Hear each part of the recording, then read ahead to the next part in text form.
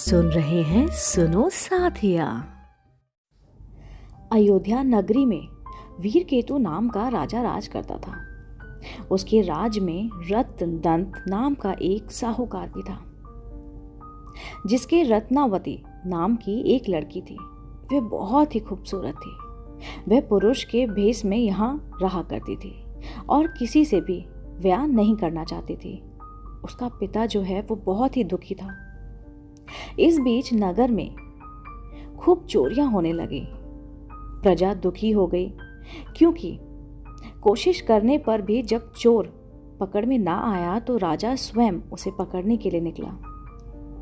एक दिन रात को जब राजा भेष बदल कर घूम रहा था तो उसे परकोटे के पास एक आदमी दिखाई पड़ा। राजा चुपचाप से उसके पीछे चल दिया। चोर ने कहा, तब तो तुम मेरे साथी हो, आओ मेरे घर चलो। दोनों घर पहुंचे। उसे बिठाकर चोर किसी काम के लिए चला गया। इसी बीच उसकी दासी आई और बोली, तुम यहाँ क्यों आए हो? चोर तुम्हें मार डालेगा, भाग जाओ यहाँ से। राजा ने ऐसा ही किया।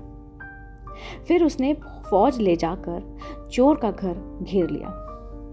जब चोर ने ये देखा तो वे लड़ने के लिए तैयार हो गया। दोनों में खूब लड़ाई हुई। अंत में चोर हार गया। राजा ने उसको पकड़कर राजधानी में लाया और सूली पर लटकाने का हुक्म दे दिया। संयोग से रत्नावती ने उसको देखा तो वह उस पर मोहित हो गई। पिता से बोली, मैं इसके साथ ही ब्याह करूंगी, नहीं तो मैं मर जाऊंगी। पर राजा ने उसकी बात न मानी और चोर को सूली पर लटका दिया। सूली पर लटकाने से पहले चोर ने पहले तो बहुत रोया, फिर खूब हंसा। रत्नावती वहां पहुंच गई और चोर के सिर को लेकर सती होने को चिता में बैठ गई।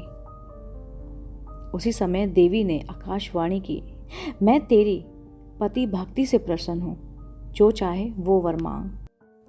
रत्नावती ने कहा, मेरे पिता के कोई पुत्र नहीं है, 100 वर दीजिए कि उनके 100 पुत्र हों। देवी प्रकट होके बोली, यही होगा, और कुछ मांग। वह बोली, मेरे पति जीवित हो जाएं। देवी ने उसे जीवित कर दिया। दोनों का विवाह हो गया। राजा को जब ये बात मालूम हुई तो वह चोर को अपना सेनापति बना लिया। इतनी कहानी सुनकर बेताल ने पूछा, हे राजन, ये बताओ कि सूली पर लटकने से पहले चोर क्यों जोर जोर से रोया और फिर क्यों जोर जोर से हंसने लगा और फिर मर गया?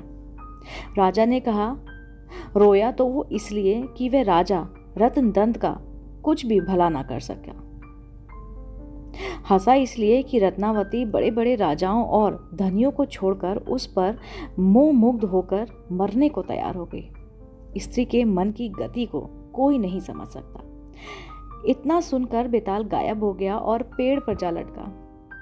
राजा फिर वहां गया और उसे लेकर फिर से चलने लगा। रास्ते में बेताल ने उसको फिर से नई कथा सुनानी शुरू कर दी। दोस्तों, इस कहानी का मैं अगला भाग ज़रूर इस चैनल पर प्रस्तुत करूंगी। अगर आपको ये कहानी पसंद आई हो तो मेरे चैनल सुनो साथिया को सब्सक्राइब ज़रूर करें, ताकि मेरे द्वारा अपलोड की गई हुई कहानी आपको सबसे पहले देखने को मिले। मिलती हूँ मैं जल्दी, तब तक के लिए नमस्कार।